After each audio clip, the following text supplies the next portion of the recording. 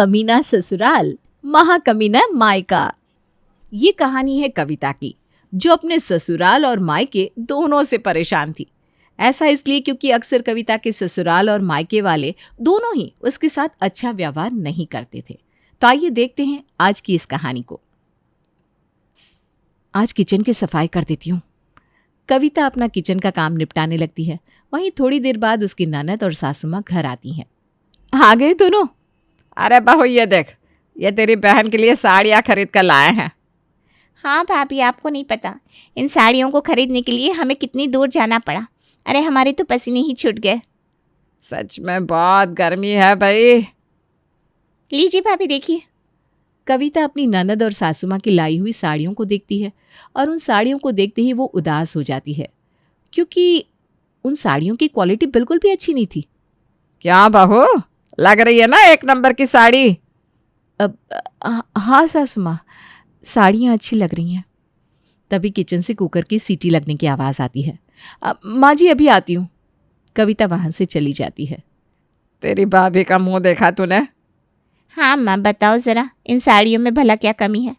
हाँ, थोड़ी सस्ती वाली है तो क्या हुआ? क्या लोग सस्ती साड़ियाँ नहीं पहनते? और वैसे भी कौन सा भाभी के मायके वाले बहुत अमीर हैं, उन लोगों के लिए तो ये साड़ियाँ बहुत है। और नहीं तो क्या, उन लोगों के हिसाब से तो ये साड़ियाँ बहुत अच्छी है।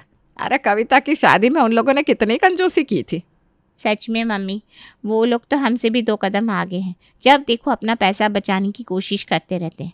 वो दिन याद है ना आपको, जब भैया वो महंगी वाली कार लेने के लिए बोल रहे थे और उस कार लेने के लिए कुछ रुपए कम पड़ रहे थे, तब अपनी समधन से पैसे मांगे थे आपने, लेकिन उन्होंने तो बहाना मार दिया ना, बोल दिया कि उनके ससुर जी की तबीयत ठीक नहीं है। अरे हाँ, जब भी उसे पैसे मांगो तो बस यही बोलती है, उसके ससुर जी की तबीयत ठीक नहीं है। अरे माँ, सब पैसे बचाने के बहाने हैं। हाँ हाँ, बचा ले बचा ले, ऐसे लोगों के साथ क्या करना है ये हमें भी पता है। वहीं दूसरी ओर कविता, मेरी बहन की शादी है, कम से कम शादी के समय तो माँ जी को थोड़े अच्छे कपड़े खरीदने चाहिए थे। इन साड़ियों को देखकर पता नहीं मेरे मायके वाले क्या सोचेंगे। बेचारी कविता बहुत दुखी होती है। कुछ दिन बीतते हैं और उसकी बहन की शादी का दिन आता है। समधन जी ये लीजिए, ये आपके लिए साड़ी, और ये दीपांशी बेटा तुम्हारे लिए ये सूट। बिल्कुल ऐसा ही चाहिए था ना आप दोनों को? हाँ हाँ समधन जी, बिल्कुल ऐसा ही चाहिए था। ये साड़ी तो काफ़ी अच्छी है। हाँ समधन जी, ये यहाँ की नहीं है, ये साड़ी हमने खास कलकत्ता से मंगवाई है। अच्छा अच्छा, शुक्रिया समधन जी। हाँ आंटी शुक्रिया, मुझे भी ना बहुत पसंद आया। अच्छा ठीक है, आप लोग अब नाश्ता कर लीजिए, मैं ज़रा अभी आती हूँ। हाँ हाँ समधन जी, जाइए जाइए, काम कर लीजिए, शादी वाला घर है भाई, काम तो होता ही है। कविता की माँ चली जाती है। अनामिका बेटा, मैंने कविता की सासू माँ और उसकी ननद को महंगे कपड़े दिए, जो उन लोगों ने अपनी ज़िंदगी में तो कभी देखे भी नहीं होंगे। घटिया लोग, लेते वक्त महंगी महंगी चीज़ें चाहिए और देते वक्त 2 कौड़ी की चीज़ें पकड़ा देते हैं दूसरों को। शर्म भी नहीं आती इन्हें। हाँ माँ, देखो ना उन लोगों की दी हुई साड़ियाँ, ऐसा लग रहा है जैसे इन साड़ियों को कई लोगों ने 10 बार पहना हो, तब जाकर दुकान में बेचा हो।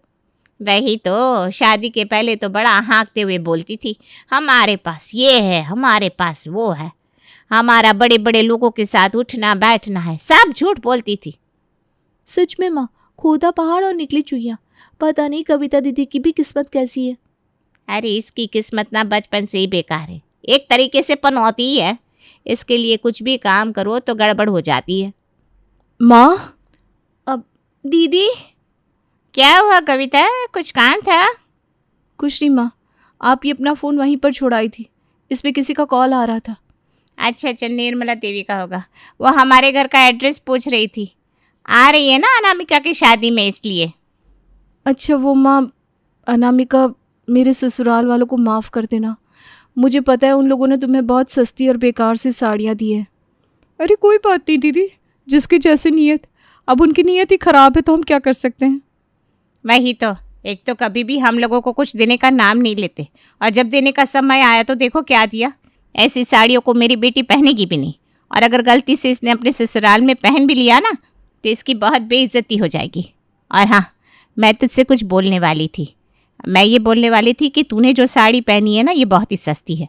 मैंने उस दिन मंगल बाज़ार में देखी थी, 300 की मिल रही थी। पक्का तेरी सासू माँ वहीं से लेकर आई है, तो ज़रा इसे बदल ले, क्योंकि बहुत सारे मेहमान आने वाले हैं। हाँ दीदी, मेरे पास कुछ साड़ियाँ रखी हुई हैं, वो पहन लीजिए आप। बेचारी कविता को अपने ससुराल वालों की तरफ से भी सुनना पड़ता था और अपने मायके वालों की तरफ से भी सुनना पड़ता था, यानी कि कोई ऐसा नहीं था जो उसका साथ दे रहा था। तो 3 दिन बाद अनामिका की शादी संपन्न हो जाती है। अरे कविता, तेरे ससुराल वालों ने तो कंजूसी की सीमा ही तोड़ दी। तुझे पता है तेरी बहन की शादी में तेरे ससुराल वालों ने लिफाफे में कितने पैसे डाले थे? सिर्फ 500 रुपए। अरे इससे ज्यादा तो हमारे पड़ोसी राजन यादव ने दिए। बेचारी कविता अब बोलती भी तो क्या। कुछ दिन बाद ही कविता की ननद का रिश्ता पक्का हो जाता है और कुछ ही महीनों में उसकी शादी भी हो जाती है। चलो, मेरी बेटी की शादी तो कम पैसों में ही निपट गई। सच में माँ, आपने तो दीपांशी के ससुराल वालों को सस्ते में निपटा दिया।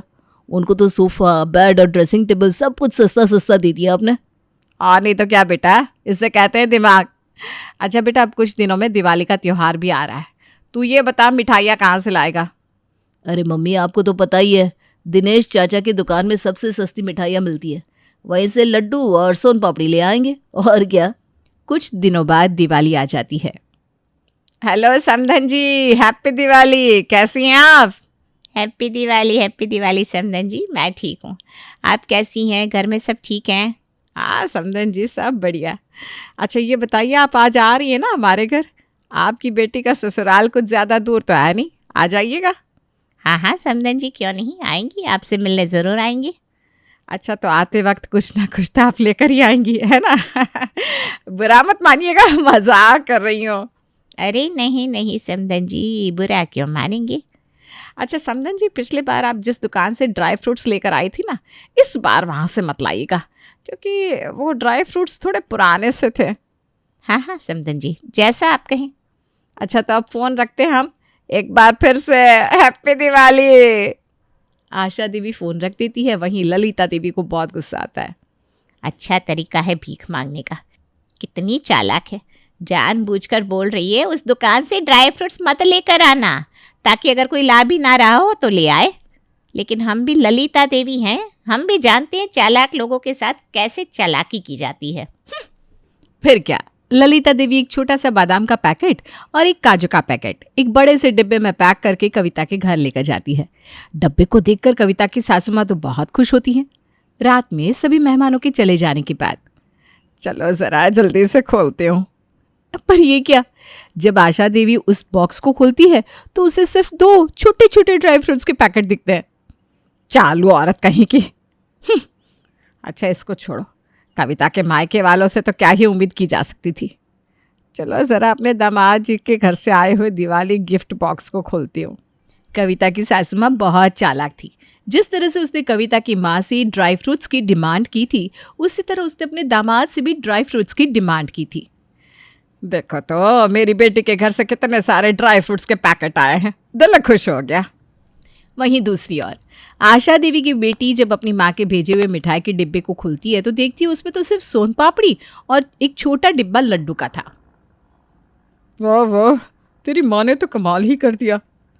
अनामिका का पति तो उसे कुछ नहीं बोलता, लेकिन उसकी सासू माँ इस बात से बहुत नाराज होती हैं। वहीं अनामिका जब अपनी माँ को ये सारी बातें बताती है तो उसकी माँ को तो कोई फर्क नहीं पड़ता। अगले दिन, सुनो कविता, तुम्हारा पति एक छोटा सा बिजनेस खोलना चाहता है, तो उसके लिए उसे 2.5 लाख रुपए की ज़रूरत है। तुम्हारे मायके वाले ने यूँ तो कभी हमारी मदद नहीं करी, लेकिन कम से कम इस बार तो कर दे। सासू माँ, इस बारे में मैं क्या कहूँ, ये तो उन पर निर्भर करता है ना कि वो लोग देते हैं कि नहीं। अरे लेकिन तुम भी तो कुछ बोल सकती हो ना, तुम्हें तो बस अपने मायके वालों के पैसे बचाने हैं।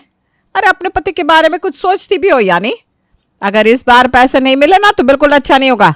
हमने तुम्हारे मायके वालों की सारी कंजूसियाँ झेली है, अब और नहीं। और हाँ, मैं जा रही हूँ तुम्हारी माँ को कॉल करने। हे भगवान, ये आपने मुझे कैसी कश्मकश में लाकर खड़ा कर दिया है। अब मैं क्या करूँ तो क्या, भला मेरी चलती कहाँ है। कविता की सासू माँ कविता के मायके वालों से पैसों के लिए कहती है, समधन जी अभी तो हमसे बिल्कुल भी नहीं हो पाएगा, क्योंकि अभी मेरे ससुर जी का ऑपरेशन भी होना है अगस्त में, तो हमें माफ़ कर दीजिए। ललिता इतना कहकर तुरंत ही फ़ोन काट देती है। इसकी माँ को तो एक पैसे की तमीज़ नहीं है, कैसा फट से फ़ोन काट दिया। इसके बाद आशा देवी अपनी बहू को बहुत सुनाती है। थोड़ी देर बाद कविता अपनी माँ को कॉल करती है और उससे पैसों के लिए रिक्वेस्ट करती है। माँ प्लीज़ थोड़ा सा तो पैसों का इंतज़ाम कर दीजिए। तू ना ज़्यादा अपनी सासू माँ की साइड मत ले। बोला ना पैसा नहीं है तो नहीं है। फ़ोन रख अब। माँ, पर फ़ोन कट जाता है। फिर क्या, इस बार भी कविता के मायके वाले उसकी कोई हेल्प नहीं करते। ऐसे ही दिन बीतते रहते हैं और करीब 3 महीने बाद। और बेटा, अपने ससुराल गया था ना, कैसा रहा? हाँ माँ, सब ठीक ठाक ही रहा। ये बता, खाना पीना तो सही से करवाया ना उन्होंने? और उन्होंने तुझे पनीर कितनी बार खिलाई, ये तो बता। माँ खिलाई थी 2-3 बार। तू 5 दिन के लिए रुका वहाँ और सिर्फ 2 या 3 बार पनीर खिलाई उन्होंने? यह तो गलत बात है बेटा। और आते वक्त तेरे हाथ में कुछ पैसे रखे कि नहीं तेरे सास ससुर ने? हाँ दिए ना, ससुर जी ने 2000 दिए मुझे। बस 2000? अरे इतनी पेंशन मिलती है उन्हें, कम से कम 5-6 हजार तो देने चाहिए थे अपने दामाद जी को। कितने दिनों बाद जो गए थे तुम वहाँ, सारी कंजूसी तुम्हारे साथ करते हैं ये लोग। अपनी छोटी बेटी की शादी में देखा था कितना खर्चा किया था। इस तरह आशा देवी अपने बेटे के कान भरती रहती है और अपने बेटे के कान भरने के बाद वो सीधा अपनी बहू के पास जाती है और उसे सुनाने लगती है। ऐसे ही दिन बीतते रहते हैं। एक दिन आशा देवी की बेटी और दामाद घर आते हैं। ये आलू की रसेदार सब्जी और रोटी मेरे दामाद जी को तो बहुत पसंद आएगी। खाने को देखकर ही रोशन अपनी पत्नी अनामिका की तरफ देखता है। अनामिका भी उसे इशारों में खाने के लिए कहती है। अरे बेटा, इतना मत सोचो, खा लो। आलू की सब्जी हमें खानी चाहिए, इससे हमें ताकत मिलती है। ठीक है सासू माँ। रोशन खाना खा लेता है, लेकिन उसे खाना बिल्कुल भी पसंद नहीं आया था। फिर भी उसने अपनी सासू माँ का दिल रखने के लिए खाना पूरा खा लिया। अच्छा सासू माँ, मैंने कहा कि मैं यहाँ पर 3 दिन रुकूंगा, लेकिन सॉरी मैं नहीं रुक पाऊँगा क्योंकि अभी अभी बॉस का कॉल आया था। उन्होंने छुट्टी कैंसिल कर दी है, इसलिए मुझे शाम को ही निकलना पड़ेगा। अनामिका, तुम चाहो तो यहीं पर रुक जाओ, मैं तुम्हें लेने आ जाऊँगा। नहीं नहीं, मैं भी आपके साथ ही चलूंगी। रोशन झूठ बोल देता है क्योंकि उसे यहाँ उसकी सासू माँ की करतूतें बिल्कुल भी अच्छी नहीं लग रही थी। चलो, दामाद जी को भी सस्ते में निपटा दिया। आशा देवी तो ऐसा हमेशा ही करती थी। उसके लिए ये चीज़ कोई नई नहीं थी। जब वो किसी दूसरे के घर जाती थी तो अच्छे अच्छे और महंगे महंगे पकवान खाया करती, और जब कोई उसके घर आता तो वो उनको सस्ते में ही निपटा देती। इसके महीने बाद, मुबारक हो, घर में लक्ष्मी पैदा हुई है। शुक्रिया शुक्रिया, एकदम परी लग रही है मेरी नातिन। अब कविता की लड़की हो गई थी। उसे उम्मीद थी कि शायद अब तो उसके ससुराल वाले और मायके वाले थोड़े बदल जाएंगे, लेकिन ऐसा कुछ नहीं होता। मेरी बेटी पैदा हुई है और किसी को कोई खुशी नहीं है। मेरी माँ को कॉल करो तो कहती हैं बिजी हूँ। मुझे सब पता है वो ऐसा क्यों करती हैं, ताकि उन्हें मुझे कुछ देना ना पड़ जाए। और इधर मेरे ससुराल वाले हैं जिन्हें कोई फ़र्क ही नहीं पड़ता कि मुझे क्या चाहिए और क्या नहीं। लेकिन मैं भी अपनी बेटी की परवरिश सही से करूँगी, इसके लिए चाहे मुझे कुछ भी करना पड़ जाए। कविता के ससुराल वाले उसे उसकी बच्ची के लिए सामान तो लाकर दे रहे थे, लेकिन बहुत ही कम, जिससे कविता को अपनी बच्ची का ध्यान रखने में बहुत परेशानी हो रही थी। इसलिए वो अपने कुछ जेवर बेच देती है। इसी से अब खर्चा चलाऊंगी। बेचारी कविता ऐसे ही अपनी बेटी का ध्यान रखती रहती है। और तभी एक दिन जब उसकी बच्ची 1.5 साल की हो जाती है। कविता, बहुत हो गया, तुझे और सहने की ज़रूरत नहीं है। मैंने तेरे लिए अपने बॉस से बात कर ली है, बस तू परसों काम पर आ जा। ठीक है, मुझे काम तो करना ही होगा, क्योंकि अब मेरे पास और कोई चारा नहीं है, चाहे कोई कुछ भी कहे। जिसको जो कहना है कहने दे। वो तेरे को कुछ दे नहीं रहा है तो फिर तुझे उनके बारे में सोचने की क्या ज़रूरत है। हाँ, सही कहा। अब कविता काम पर जाने लगती है। एक दिन, bye Rohan, thank you so much for the lift. कोई बात नहीं कविता, अच्छा बाय। अब ये कविता की सासू माँ देख लेती हैं। अजी देखो तो। रुको कविता, कौन था वो लड़का? बहू, तुम हमारा नाम डुबाने की कोशिश कर रही हो। पापा जी, वो मेरे भाई जैसा है। चुप कर, झूठी कहीं की। तो हमसे लड़कर जॉब करने क्यों जाती है, ये हम सबको पता है। आज तो हमने आंखों से देख भी लिया। आज ऑफिस में बहुत काम था, आते वक्त रात होने वाली थी, बस इसीलिए उसने मुझे घर छोड़ दिया। इस पे क्या गलत किया बताइए तो? आप लोगों को मेरा हर काम गलत क्यों लगता है?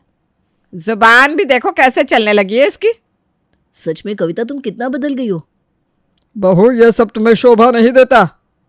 और जो आप लोग मेरे साथ रोज करते हैं, क्या वो शोभा देता है? अरे आप लोग तो मेरी बच्ची को भी नहीं देख सकते। बेचारी को मुझे पड़ोसी के घर में छोड़कर जाना पड़ता है। सासू माँ, आप भी तो माँ हैं, क्या आपको मुझ पर तरस नहीं आता? और आप रमेश जी, क्या आपने कभी एक पिता होने का फर्ज सही से निभाया? जब भी मेरी और मेरी बच्ची की बात आई तब आप सभी ने हमेशा अपनी जिम्मेदारियों से मुंह मोड़ा। क्या ये सब आपके परिवार वालों को शोभा देता है? बहू, माँ जी, आप तो बस कह देती हैं कि मैं ऑफिस ना जाऊं, लेकिन आपको पता है मेरे ऑफिस जाने के बाद से ही मैं अपनी बच्ची की जिम्मेदारी ले पा रही हूँ। क्या आप हमारी जिम्मेदारियां ले सकती हैं? रमेश जी, अगर आपको हम इतने ही बेकार लगते हैं तो आप हमें डिवोर्स दे दीजिए। कविता पहली बार इतना गुस्सा हुई थी और गुस्से में उसने बहुत सारी सही बातें बोल दी थी जिससे रमेश को उसकी गलती का एहसास होता है। दीप्ति, जैसा तूने मुझे सिखाया था ना वो तलाक वाली बात, वो सब मैंने बोल दिया। कहीं मैंने गलत तो नहीं किया ना? कुछ गलत नहीं किया तूने। वो तुझसे अगर डिवोर्स मांगेगा भी ना तो तू इतनी आसानी से देगी नहीं। बस तू इन लोगों को इनकी चाल से ही जीत। थोड़ी देर बाद, कविता मुझे माफ़ कर दो, मैंने तुम्हारे साथ बहुत गलत किया। हाँ बहू, माफ़ कर दो। हम दोनों को माफ़ करते बहू। इस तरह कविता के ससुराल वाले आखिरकार सुधर ही जाते हैं। वहीं कुछ ही दिनों बाद कविता की माँ अचानक से बाथरूम में गिर जाती है, जिसके कारण उन्हें बेड रेस्ट के लिए बोला जाता है। चिंता मत करिए माँ, मैं आपके पास आती हूँ। कविता उन दिनों अपनी माँ की खूब सेवा करती है और इस तरह कविता की माँ का भी दिल बदल जाता है। ऐसे सब कुछ ठीक हो जाता है और कविता खुशी खुशी अपने परिवार वालों के साथ रहने लगती है।